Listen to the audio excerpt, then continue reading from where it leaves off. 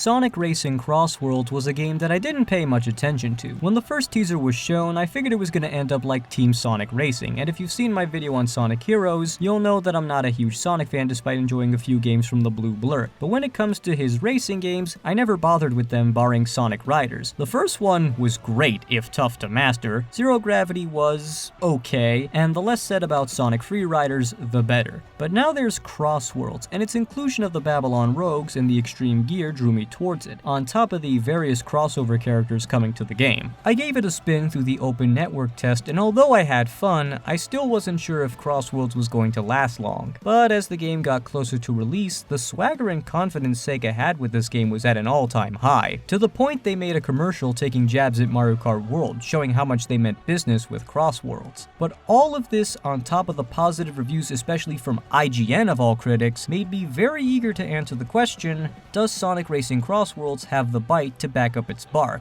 I waited for launch day, fired up the game, and...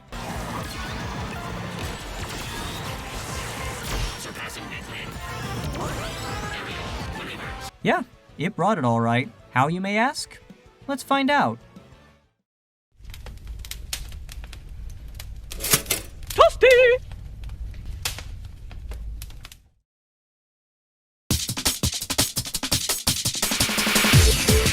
At first glance, Sonic Racing Crossworlds plays like a typical kart racer. First you pick from the roster of Sonic characters you've come to know and love. At least the ones I know anyway. The Chaotix are here, which is a point in this game's favor. It's also nice to see the Babylon Rogues again. But all these characters pale in comparison to my boy Omega, who I did not praise enough in my video on Sonic Heroes. Once you've picked your character and selected from a wide variety of machines, including the Extreme Gears, you go 3 laps around the track and try to finish first, use various power-ups to slow your opponents down, and utilize drifting to get around tight corners. The driving in Crossworlds feels very smooth, and with drifting you can swing your machine to the other side to keep it going. You also have sky and water sections, which were a thing in Sonic Racing Transformed, and have returned here after being absent in Team Sonic Racing. Drifting in the sky will send you either up or down, and drifting on water lets you jump to reach boost rings or certain items in the air. But the main gimmick that sets this game apart are the Crossworlds. On the second lap of each race, these travel rings appear, and the racer in first place can choose either a visible route or a random route, and you'll spend the second lap racing through one of 15 Crossworlds. This gimmick is very unique as it encourages a bit of strategy. Maybe you want to go with the visible option over the random one if it's a Crossworld you're good at, or maybe you want to go random if it's one you're not fond of, or you just want to mess with your opponent and bring them to a Crossworld they don't like. The standard tracks in Crossworlds are solid on their own, and the third lap shakes things up quite a bit, but the Crossworlds ensure that no one race feels the same. Plus, the random option has a chance to bring you to another standard track, which adds more combinations and allows you to practice a track outside of the Grand Prix you're currently doing. Hell, the final race of each Grand Prix has you going through a marathon of all 3 tracks, which honestly caught me by surprise. I was really impressed with how fun and well thought out this gimmick is, unlike Mario Kart Worlds, as interesting as your commute to work intermissions, and that is the only jab at Mario Kart World you'll be getting out of me. And on the subject of the Grand Prix, there's the rival system, where one of the characters in the base roster will be your rival, and if you're feeling confident, you can choose to up the difficulty of your rival, making them more of a challenge, and the interactions for these are great, especially Omega's. Omega? How about we bury the hatchet for now?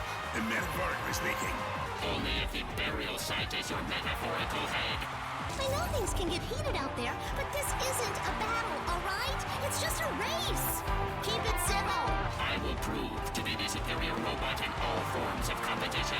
Cry about it on your own time. There's quite a bit of personality in this game for sure, and the tracks have a wide scope of locations from the series. Spooky Mansion is one of my favorite tracks as it reminds me of Hang Castle and Mystic Mansion, and Sonic Unleashed of all games gets 2 tracks and 2 Crossworlds, which shows that Sega is willing to use places from all across the series. The music is bopping, but once again, this is a Sonic game, so that goes without saying. Winning races reward you with Dodonpa tickets you can cash in for customization items, which I am a total sucker for. Yeah, you have to grind to unlock all the pieces, and they can only be combined to certain machines of their type, but I spent quite a bit of time with this and made a pretty sweet ride. You've also got the Gadget Plate, which can be fitted with passive bonuses, abilities, or give you items at the start of the race, including everyone's favorite. Driving in my car right after a beer. In addition to Grand Prix mode, you've got the usual time trial where each track has a set time you need to beat to get an A rank, and it's actually pretty tough. The Spagonia track was quite challenging. I came close a few times but couldn't do it. You really gotta give it your all if you want those A ranks. You can also do time trials on the Crossworlds, which is very cool. The online was also a lot of fun when I wasn't having disconnects, which is odd because I remember only having 3 during the network test, and my internet is stable, so this might be on the game's end. You've also got the race park, which has a wide variety of modes to choose from, but also has a bunch of tough rival teams to take on for more rewards, and extra tickets if you're willing to kick up the difficulty a few notches. If there is one thing consistent with Crossworlds, it's that the game gives you an incentive to do everything it has to offer. Hell, the gadget plate requires you to keep racing to open up all the slots so you can make your ideal setup, and race more for extra gadgets, and ranking up online gives you even more gadgets to play with. The tracks also have red rings to collect, and getting all of them earns you more tickets. You can even unlock Supersonic if you manage to beat all 23 rivals, which I've yet to achieve but plan to do so even if he isn't usable online. Regardless, the game is brimming with content, and all you have to do is just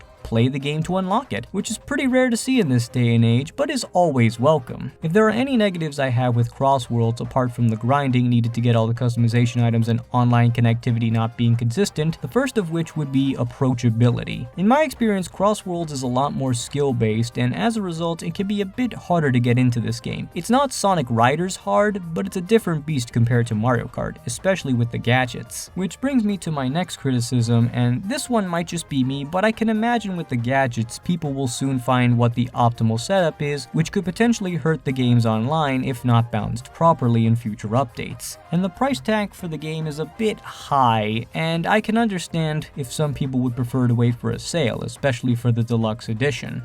But otherwise, Sonic Racing Crossworlds is a fantastic kart racer that may very well be one of my new favorite racing games of all time. I had a lot more fun with the game than I expected. Its racing mechanics are fun, the gadget plate encourages experimentation, the Crossworlds gimmick is very well executed, and the customization gives incentive to keep playing. Sonic Team made something truly special, and I'm looking forward to playing more of it as the DLC and free update characters release. I don't know if this is Racing Game of the Year, especially with Kirby Air Riders coming out later in November, but it's certainly a strong contender. But I think the one thing about Crossworlds that really sticks out to me that doesn't even have to do with the game itself, it's the fact that Sega has confidence in Sonic again. I mentioned this earlier with the commercial, but it's certainly nice to see Sega confident in their mascot again, especially after so many years of fumbling the ball. Crossworlds is more than just a game. It's a celebration of the rebound Sonic's had since 2020, from the movies to Frontiers, and this is coming from a guy who's not a big Sonic fan, someone who would often look over to Sonic and see yet another mess and couldn't help but feel bad for the fans of the franchise. Thankfully, it seems like things are starting to look up for you guys, and I hope, whatever the future brings, it's nothing but good fortune. I would normally end this with some kind of funny comment, but I honestly have nothing. Hey everyone, thank you so much for watching. I know I was absent for the majority of the summer, but it was summer and I get lazy around that time. Thankfully, I've rested up and spent a lot of the summer stockpiling footage, which means videos may come out in a more reasonable time span. I'm aiming to get into the flow of putting out a video every 2 to 3 weeks, as I've set a goal for myself to get at least 5 videos out before the end of 2025, maybe even more. And hopefully with the stockpile I have, I will be able to achieve that. As per usual, I won't say what comes next, but I am confident in saying you guys might like what comes next. But with that said, that is going to be it from me. If you enjoyed this video, leave a like. If you want to see more of me, subscribe and comment down below your thoughts on Sonic Racing Crossworlds. I am the toasty dude named Thomas, and until next time, have a good one.